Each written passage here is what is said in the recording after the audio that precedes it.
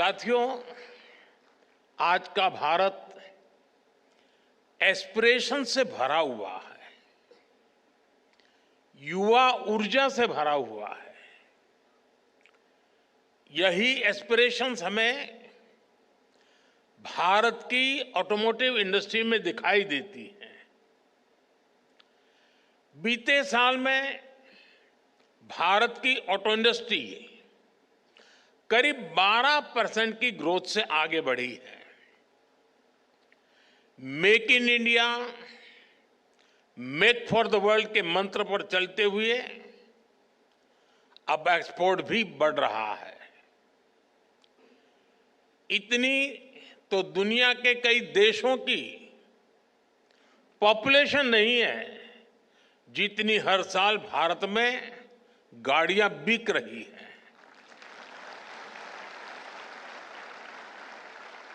एक साल में करीब 2.5 करोड़ गाड़ियां बिकना ये दिखाता है कि भारत में डिमांड लगातार कैसे बढ़ रही है। ये दिखाता है कि जब मोबिलिटी के फ्यूचर की बात आती है तो भारत को क्यों इतनी उम्मीदों के साथ देखा जा रहा है। साथियों, भारत आज दुनिया की 5वीं बड़ी इकोनॉमी है और पैसेंजर व्हीकल मार्केट के रूप में देखें तो हम दुनिया में नंबर 3 पर है।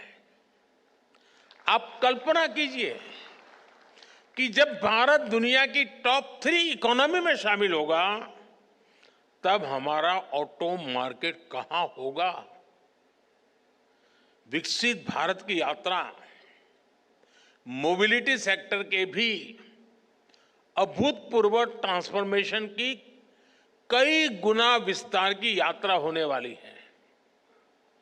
भारत में मोबिलिटी के फ्यूचर को ड्राइव करने वाले कई फैक्टर्स हैं, जैसे भारत की सबसे बड़ी युवा आबादी, मिडिल क्लास का लगातार बढ़ता दायरा, तेजी से होता अर्बनाइजेशन, भारत में बन रहा आधुनिक इंफ्रास्ट्रक्चर, मेक इन इंडिया से अफोर्डेबल व्हीकल, ये सारे फैक्टर्स भारत में ऑटो सेक्टर की ग्रोथ को पुश करने वाले हैं, नई ताकत देने वाले हैं। साथियों, ऑटो इंडस्ट्री के विकास के लिए नीड और एस्पिरेशंस ये दोनों बहुत जरूरी होते हैं और सद्भाग्य से भारत में आज ये दोनों वाइब्रेंट है।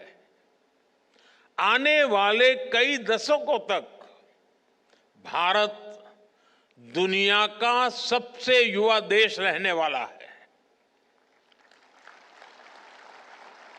यही युवा आपका सबसे बड़ा कस्टमर है। इतना बड़ा युवा वर्ग कितनी बड़ी डिमांड क्रिएट करेगा, इसका अनुमान आप भली भांति लगा सकते हैं। आपका एक और बड़ा कस्टमर भारत का मिडिल क्लास है। बीते 10 वर्षों में 25 करोड़ भारतीय गरीबी से बाहर निकले हैं। ये न्यू मिडिल क्लास अपना पहला व्हीकल ले रहा है। जैसे जैसे तरक्की होगी ये अपने व्हीकल को भी अपग्रेड करेंगे।